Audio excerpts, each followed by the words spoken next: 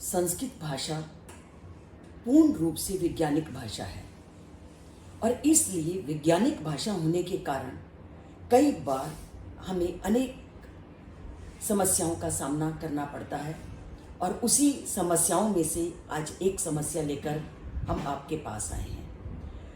तो देखिए इन उदाहरणों को जो अक्सर हम बोलते हैं, समझते हैं, और वो उदाहरण है नायकः, पवनः, पवित्रम, नाविका इत्यादि। जब तक ये उदाहरण हमारे सामने आते हैं हमें कोई भी दिक्कत नहीं आती, क्योंकि हमें मालूम है कि ये सभी उदाहरण अयादी संधि के हैं।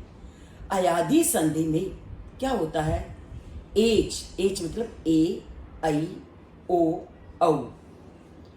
यदि इन स्वरों के पश्चात कोई स्वर आ जाता है तो एच वर्ण क्रमानुसार ऐ, औ, आए, आव में बदल जाता है। इतना हम सबको मालूम है कि नायका, नई जमा अक जब हम करेंगे नायक, ने जमा अनम करेंगे नयनम, पो जमा अनह करेंगे पवनः, पौ जमा अक करेंगे पावकः।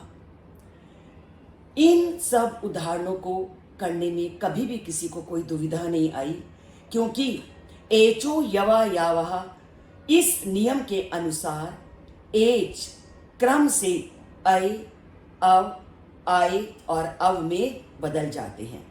परंतु जैसे ही हमारे पास गव्यम और नव्यम उदाहरण आते हैं तो लोगों को शंका होने लगती है कि ये उदाहरण हमारे पास कैसे बने, क्योंकि अगर हम इसका संधि विच्छेद करें तो हमारे पास आता है गो जमा यम, और नव्यम में भी क्या आता है? नो जमा यम।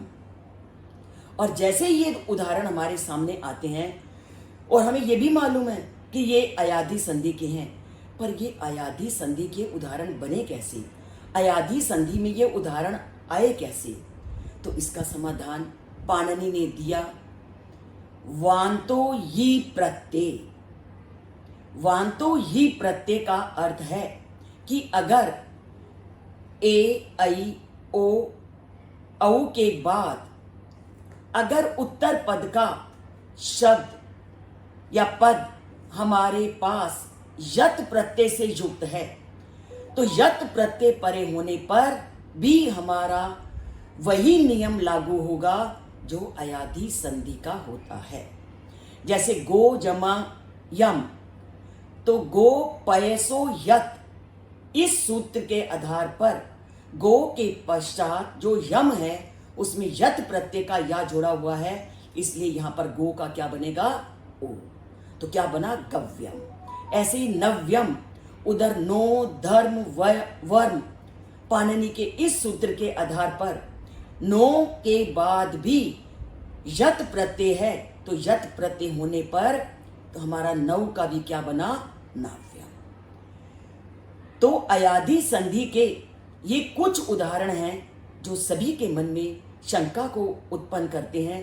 तो उस शंका का समाधान ये है कि अगर उत्तर पद में यत प्रत्यय का प्रयोग है तो यत प्रत्यय के प्रयोग में भी हम अयादी संधि के नियम को लगाते हैं।